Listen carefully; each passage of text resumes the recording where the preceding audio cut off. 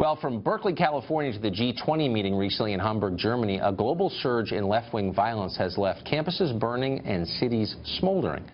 In response to the chaos, the National Rifle Association released an ad that treats lawful self-defense as the answer to escalating civil disorder. Here it is. Make them scream racism and sexism and xenophobia and homophobia, to smash windows, burn cars, shut down interstates and airports, bully and terrorize the law-abiding, until the only option left is for the police to do their jobs and stop the madness. And when that happens, they'll use it as an excuse for their outrage. Well, weirdly enough, the video wasn't well received on the left. They immediately accused Dana Loesch, you just saw there in the video, of calling for civil war and inciting racial violence. Black Lives Matter, which some say actually has incited racial violence, fired back with their own video. Here it is.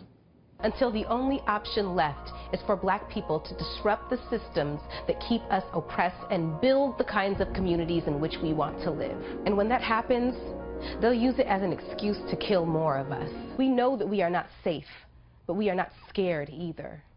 We will continue to produce media, teach students, march, and protest to not only protect the First Amendment as fiercely as the NRA protects the Second, but to protect our lives from gun-toting racists. We demand the NRA immediately remove their dangerous propaganda videos narrated by conservative talk radio hosts Dana Loesch and Grant Stinchfield. So we're for the First Amendment, but we demand that the video is removed. Dana Loesch joins us tonight. What's your response to that, Dana? Well, Tucker, thanks so much for having me. Well, that's actually incredibly ironic, and you just pointed that out. They say that they're for the First Amendment, but yet they want to do quasi-censorship, being that it's not actually a government entity, but they want to quasi-censor my First Amendment rights. Tucker, there's nothing at all wrong. There's nothing exaggerated. There's nothing at all bad that I said in the original ad. In fact, I think that that's the common ground that we should all come together on. We all condemn violence. We condemn the people who sanction violence. We condemn the violence itself, the people who endorse it, and the people who want to pretend that it doesn't happen so that it can go on and they can further ignore it. That's what we condemn. But this ad, it doesn't make sense. Look, Black Lives Matter, I think, began earnestly. I think this began as an organization, Tucker, that really maybe wanted to solve some of the discord between the black community and police officers. And that's a noble thing. But what it has turned into, and the infusion of Soros cash, which, of course, there's a digital record out there about that, that's no good. And in fact, they've turned to fostering more division instead of solving it. It certainly does seem that way, and you can't, just for the record, be for the First Amendment and simultaneously demanding that people not be allowed to hear the opposing view, I would say. So, but they're not the only ones, Black Lives Matter, who took issue with your ad, which really got a strong reaction, for sure, in progressive America. There's a women's march planned, I think, tomorrow.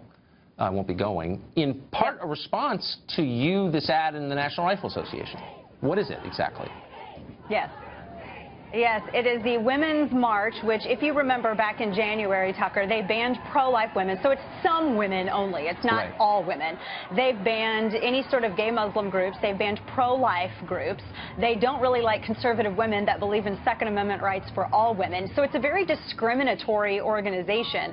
And they've decided to react in this manner to me speaking truth. They've tried to smear it and go after me and say that I was inciting violence. But, Tucker, the crazy thing is that these organizers have said way more. They've said actual incendiary things, and they've supported some pretty dangerous people. People like Louis Farrakhan, people like Siraj Wahhaj, who, if you remember, testified in defense of the blind sheik, who actually thought that jihad was physical struggle and talked about that.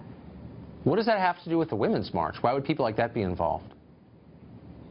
I have no idea, because the men that they actually support don't believe really in women's rights. Louis Farrakhan thinks women should be home in the kitchen, and they've partnered with Moms Demand, which is Michael Bloomberg's AstroTurf gun lobbyist organization, and they're just upset. I'm not even sure that they know quite what they're upset about, but they've decided to march together along with Black Lives Matter, which I find kind of shocking, considering that Michael Bloomberg, the founder of Moms Demand, believes in, quote, throwing young black men up against the wall and frisking them. That's a policy he supports to the point where where he tried to stop the Aspen Institute from releasing video of him saying it. So Black Lives Matter hasn't released a statement on that, and nor has Moms Demand condemned it, and nor Tucker has the women's organization, the Women's March. They haven't condemned Linda Sarsour's call for jihad. So waiting for those videos. Well, I mean, a lot of this relates to this idea of intersectionality, if I'm even pronouncing it correctly, the notion that all these groups on the left with different aims are united together, but actually they seem at odds with each other. The whole thing seems a little bit illogical to me. I mean, you have people at a women's march who don't think women should be in the workplace. It doesn't really make sense. No, it does not. But the biggest thing about all of this, Tucker, and this is some of the ideology that these individuals actually promote, is that somehow leftism or progressivism has the patent on being a female. It has the patent on being gay or lesbian. It has the patent on being black or Muslim. And it doesn't. And that's what I find discriminatory. Well, and also silly. And thank you for correcting that. Dana, thanks a lot for coming on tonight. Thank you, Tucker.